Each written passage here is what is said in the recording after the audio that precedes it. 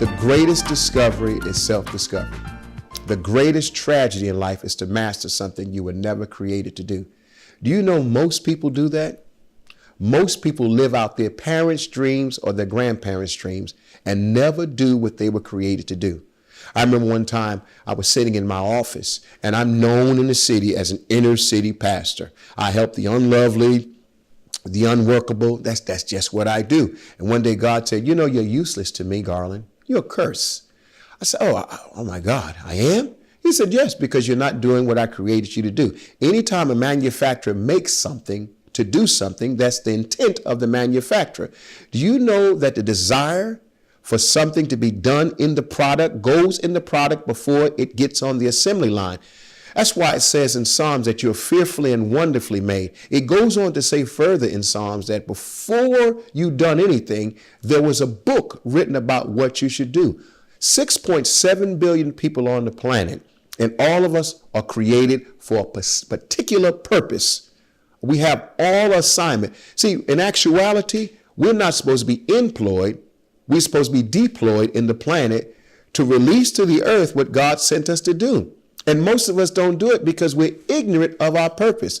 We become busy with our agenda and forget what God created us to do. In Psalms, it says, many are the plans in the heart of the man, but it's God's purpose that prevails. Do you know God is not impressed with your plans? That God wants his plans to prevail? God spoke it, and that's it. Heaven and earth shall pass away. But what God says must come to fruition.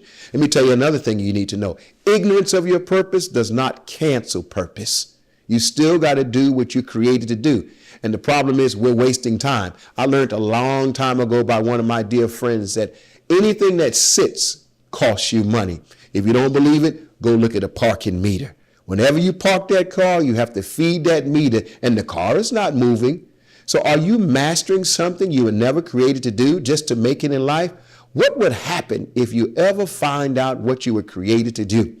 Most people think Jesus came to heal the sick, raise the dead. No, Jesus said, I come to preach the kingdom. I come to let people know that there's a kingdom. You know, we're living in a world of ignorant kings. Nobody knows the purpose. Nobody knows that the king has come back. Nobody produces grace anymore. Nobody produces mercy because we're trapped in busyness, trying to let everybody know how good we are at being somebody else. What would happen if you finally discovered you? I found it. When you find your purpose, prosperity finds you, peace finds you. Everything is so much easier. Do you know life was designed to be simple? And we complicate it because we are ignorant of our purpose. In Romans chapter 12, verse 1 and 2, it says, I beseech you by the mercies of God that you present your bodies as a living sacrifice, which is the reasonable service, and be not conformed to this world or this cosmos, this world order, but be ye transformed, and metamorphically, be ye transformed by the renewing of your mind. That word renew is not a word. It's a grammatical construction. Two words put together, bring back to the beginning, and new. Go back to the original mind, the renewing of your mind that you may prove what the good, acceptable, and perfect will of God. Look at the categories. I bid you good. All right, it's acceptable, but then there's a perfect will of God. If you really want to know what God called you to do and why you were created, why are you on this planet? Okay, you would go back to God and let him renew your mind, bring it back to the original peace. I'm telling you, I suffered for a long time in condemnation, depression. I didn't want to live anymore. You know what it's like not to live anymore? I was in sin. People don't understand. They say, oh man, they talked about him. Let me tell you a secret. I don't want too many people to know. Half of the stuff they said was true. I wasn't all that guilty until I applied the grace of God in my life and realized, listen, I still had to do what I was created to do. A lot of times I use an analogy of a $50 or $100 bill. If I crumble it up, it's still $100. If I step on it, it's still $100. If it get dirt on it, it's still $100. It does not lose its value. You know, if you study the laws of value, they're contingent upon rarity. When something is no longer rare, it's no longer valuable. Last year, me and a friend of mine, Dan Townsend, was working a contract in Los Angeles, California, and we stayed at a hotel that was behind behind it was where the Los Angeles Lakers did their basketball practice.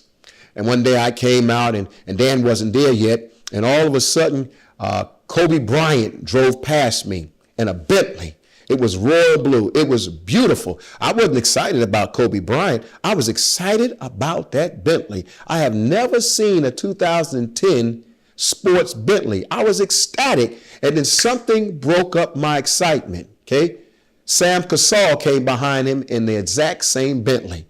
What happened? The value of Kobe's Bentley went down because it was no longer rare. Anytime you try to duplicate yourself, you bring down your value. Because rarity and value work together. When something is rare, it's valuable. You have to remember, nobody has your fingerprint. Nobody has your eye color. There's no such thing as identical twins. They have personality. They have different likes. And when you find you become rare in God's eye and the apple of God's eye. Don't be busy with your stuff. And remember, the greatest discovery is self-discovery.